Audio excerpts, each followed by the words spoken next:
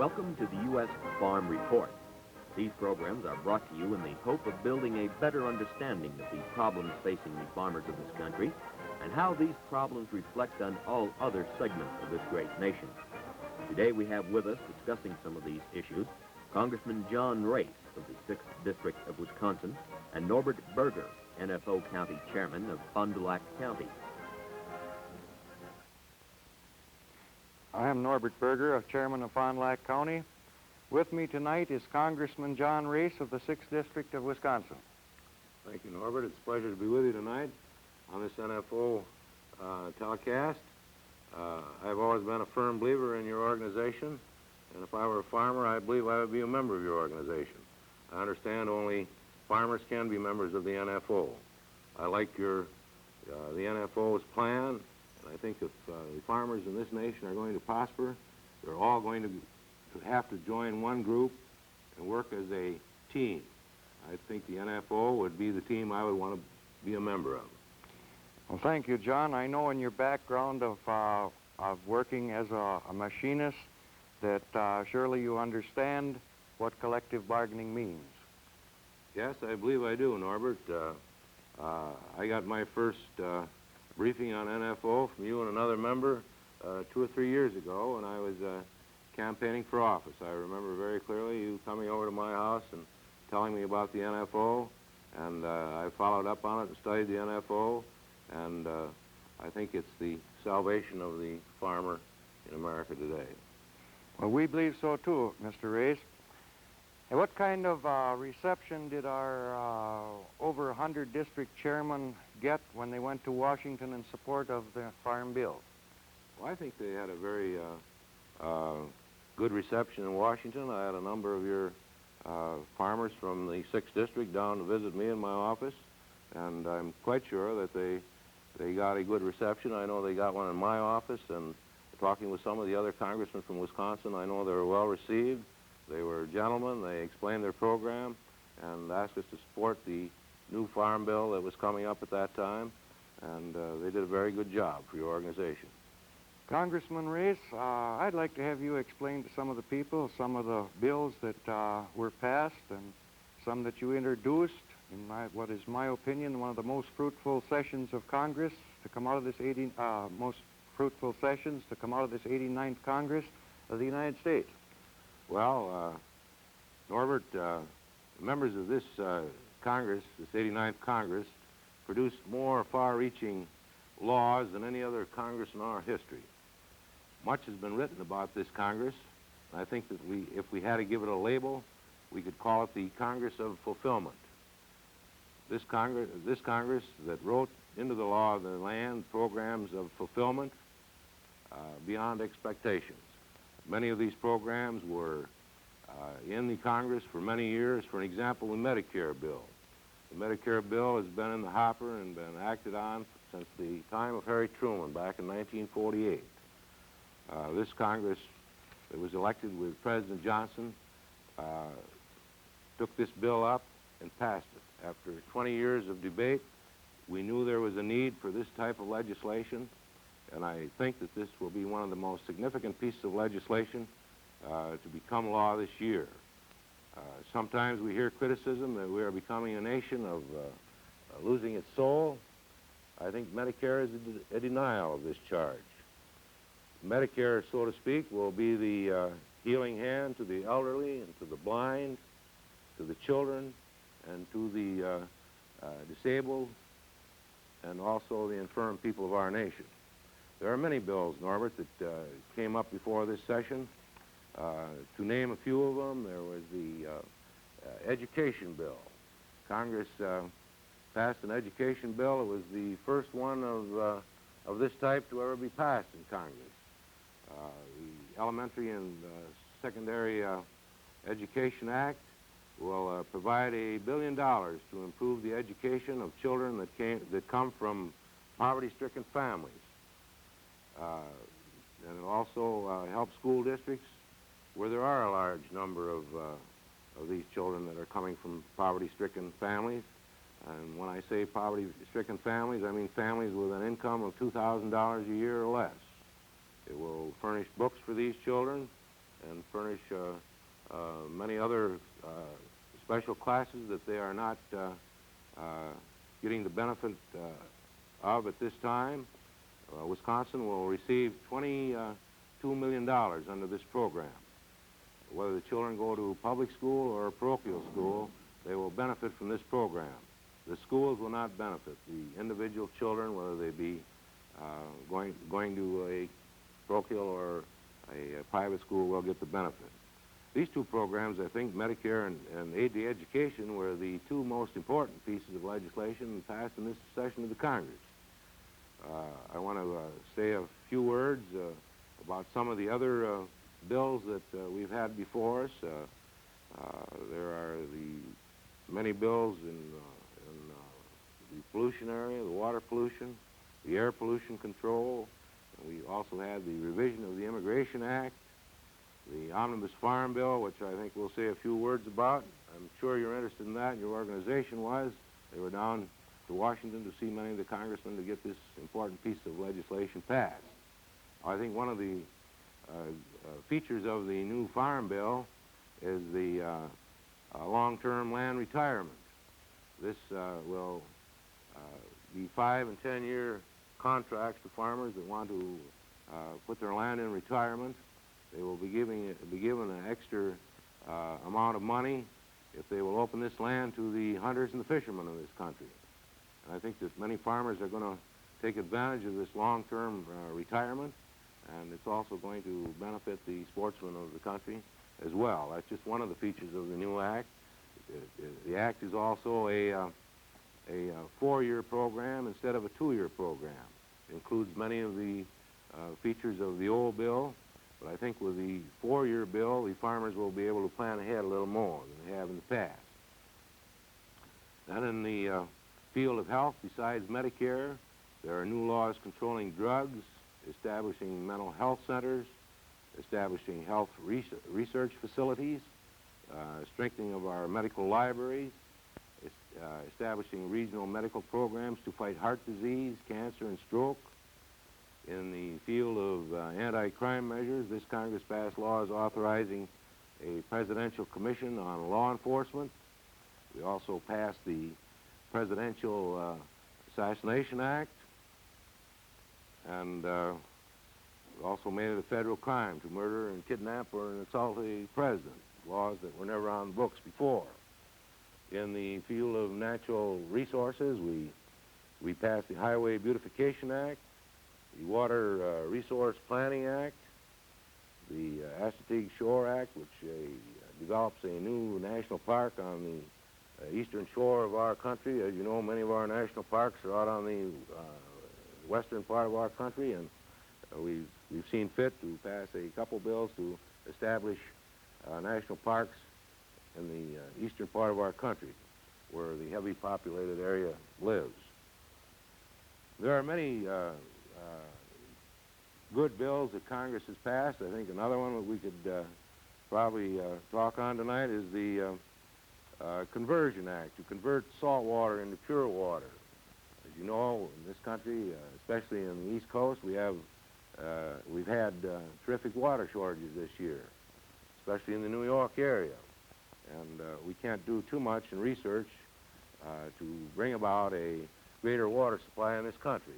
There are many big companies in the United States that are working and doing research on this conversion bill to convert salt water into pure drinking water. We have a big Wisconsin firm that's working on that, and I'm sure that the money that's put up by Congress this year will help solve this program and bring it about in a quicker way. We could go on for hours talking about the major accomplishments of the new Congress. I'm sure that you've heard many of the bills that were passed. I'm sure that the legislation that we passed this year is not only going to help our country, but it'll also help the citizens of this country live a better life now and in the future. I believe, Congressman Race, that this has, after you explained it to me here today, that this is probably one of, as you say, one of the most fruitful sessions of Congress, with bills like Medicare, where the age of farmers in my area, I believe, is about 57 years of age.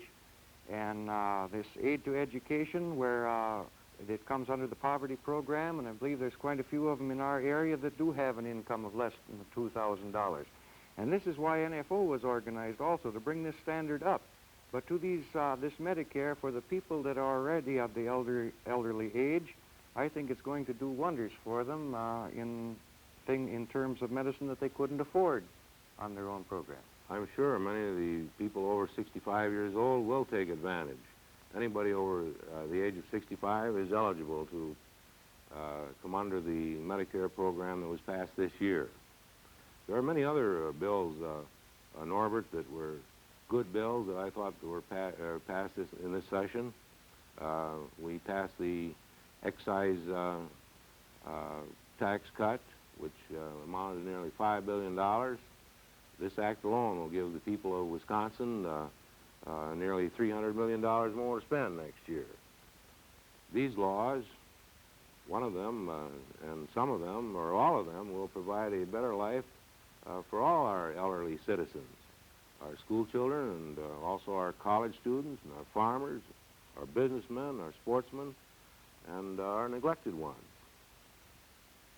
I think that mainly this recreation bill that you have passed here is going to benefit a lot of people in the city, for the simple reason that today, with all the posted land that we have in the country, that if we're going to pay rent on these farms or taking them out of production, I believe this is a wonderful opportunity for these people to enjoy recreation, sort of hunting and fishing and such. As I pointed out before, Norbert, I think many of the farmers are going to participate in this Land Retirement Act.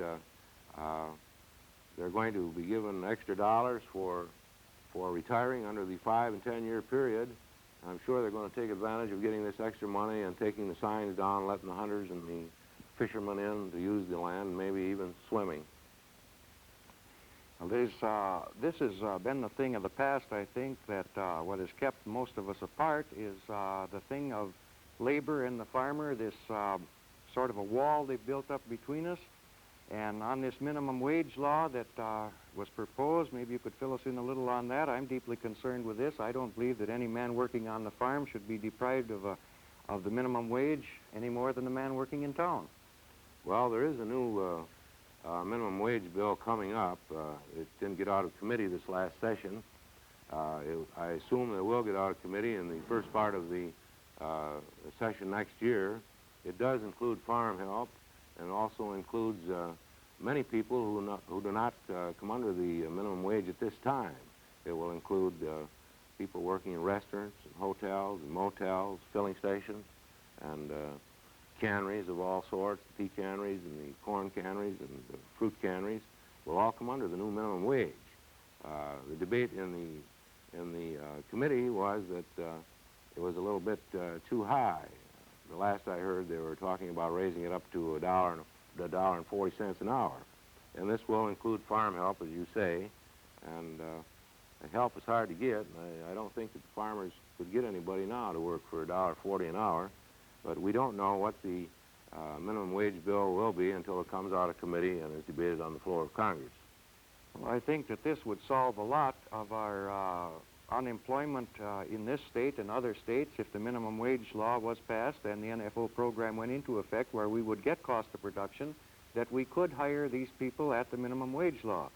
And I believe this would create a lot of employment over the area, over the agricultural area. There's no question about it. If the NFO program was put into effect throughout this nation, the farmers would be getting more for their products. The farmer now has to take whatever the processor offers them for his produce.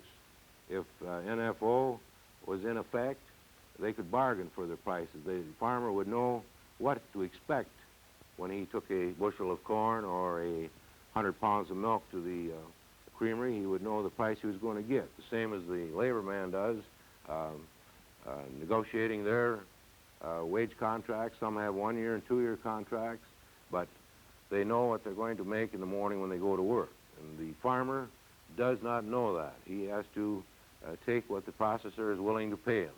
That's one reason I believe that the NFO is a good program, good for all of the farmers of this nation. in your stay in Washington, Congressman Race, do you think that many of the congressmen and lawmakers down there feel about this program as you do? I think many of the farmers, especially the Midwest and Western farmers, talk highly of the NFO.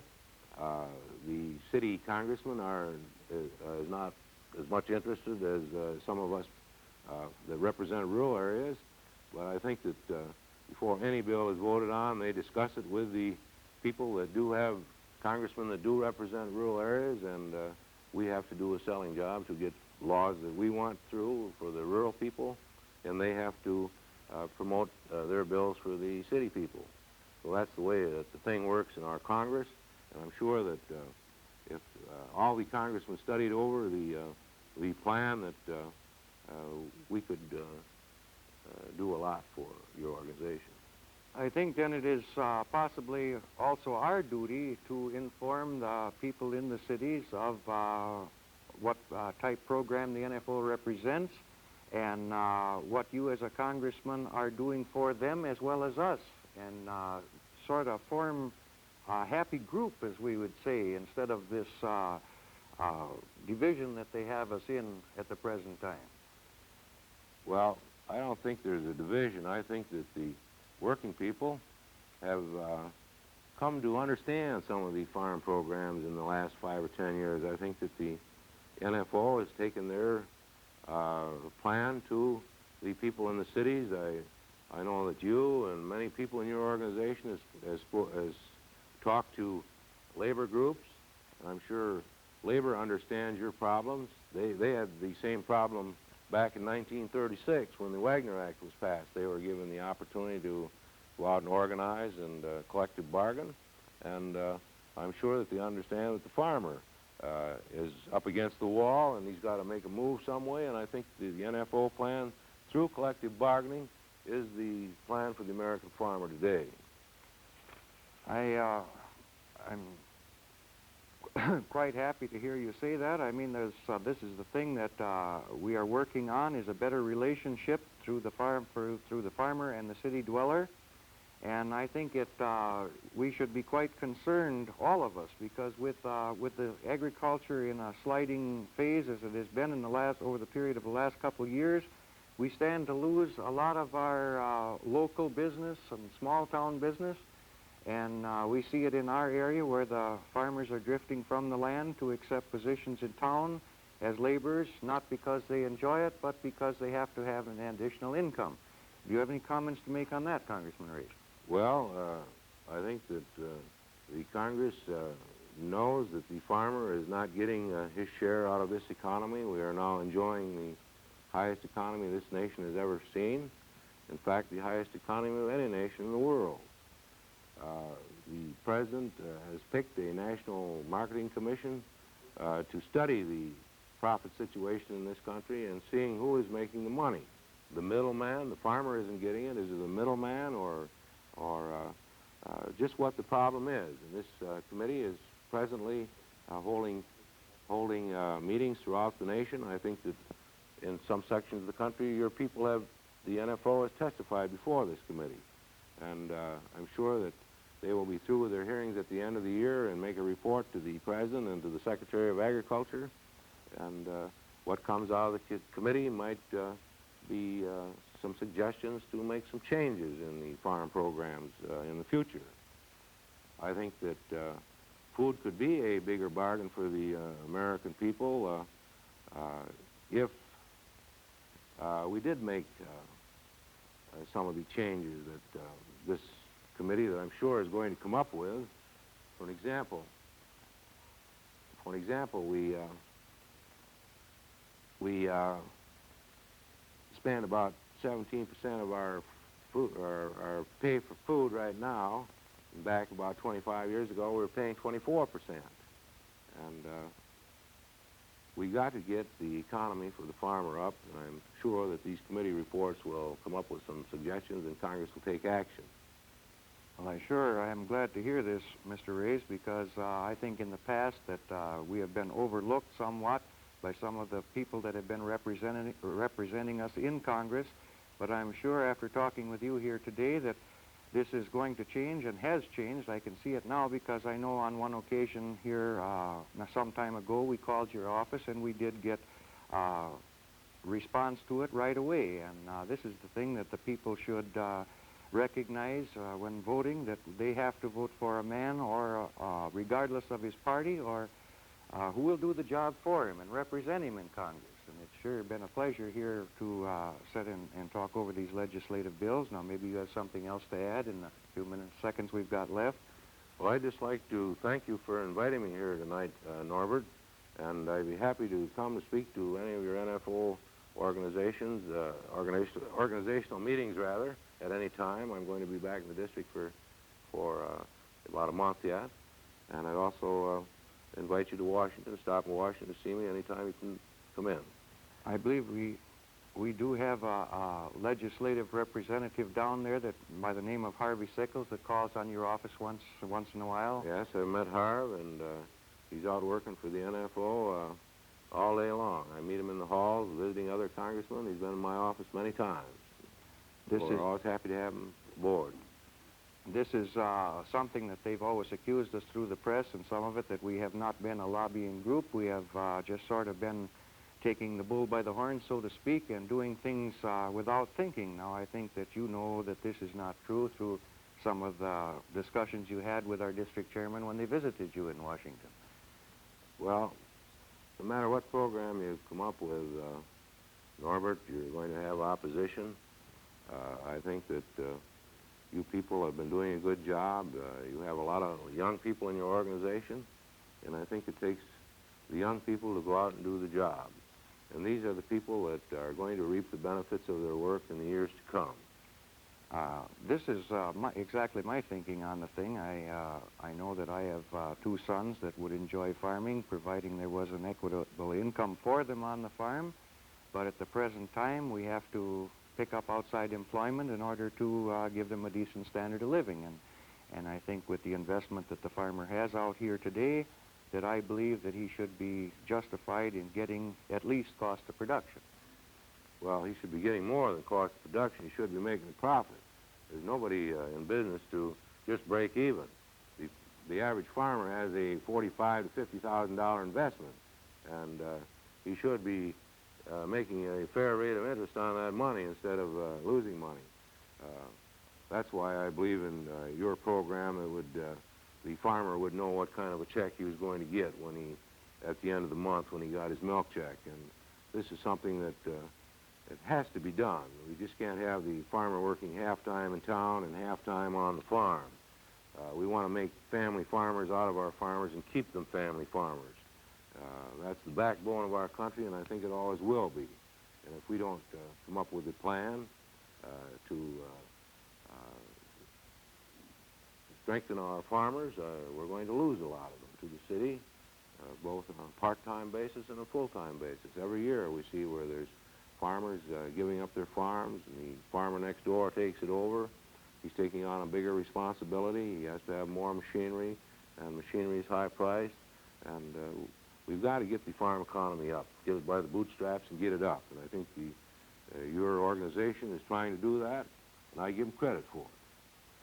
And I think with the help of men like you in Congress, I'm sure that we're going to get this job done, because as we say that we cannot do this job without good legislation and without good congressmen to represent us in getting this legislation that we need.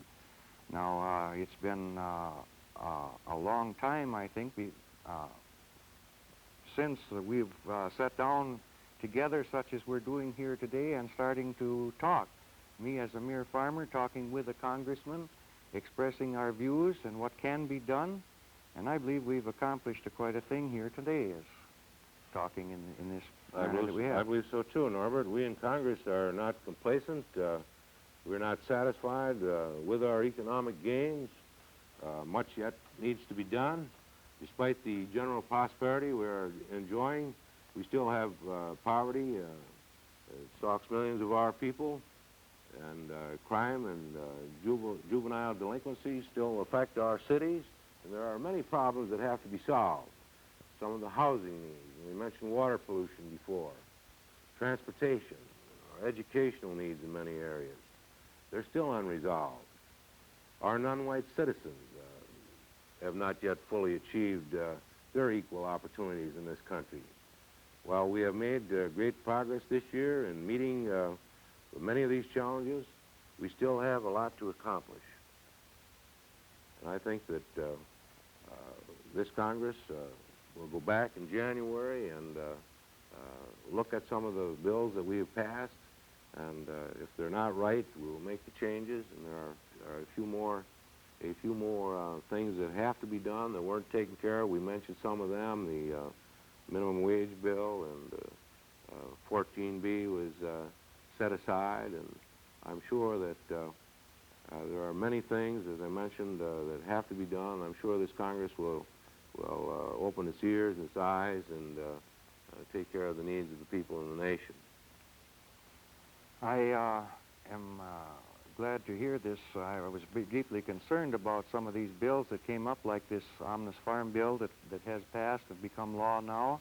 I think, as we stated before, that this is going to help a lot of the farms, of some of the ones that are poor in production, that can be set aside for recreation, and it will benefit us all through this. And there'll be many people in their late 50s or early 60s that want to participate in this thing and still be able to live on their farms, live out their old age on the land that they so dearly love. I'm sure that the statement that you just made will probably be true, Norbert. We're looking forward to correcting the situation and bringing back the family farm as it was before World War II, when the farmer was a farmer. He wasn't working half in the city and half in town. I'd also like to say, before we close this program, Norbert, that my office is open to anybody that has any problems. We get many letters from the farmers of this area.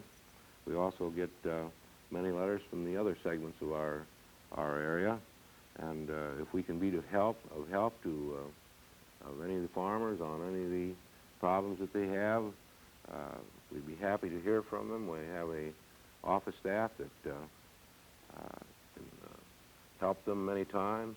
We have many pamphlets on agriculture, and we're down there to serve you, and our door is always open. I know this to be a fact because I have written to Congressman Race and some of the other senators and congressmen, and I have received an answer on each and every one that I've ever written, and a very satisfactory answer. And I think that that is what most of us should do, is write more often to let our congressmen know just what our problems are. So again, I want to thank you, Congressman Race, for for giving your time here to the NFO in this program, and I'm sure that you will serve us in your best interest. The pleasure has been all been mine, Norbert.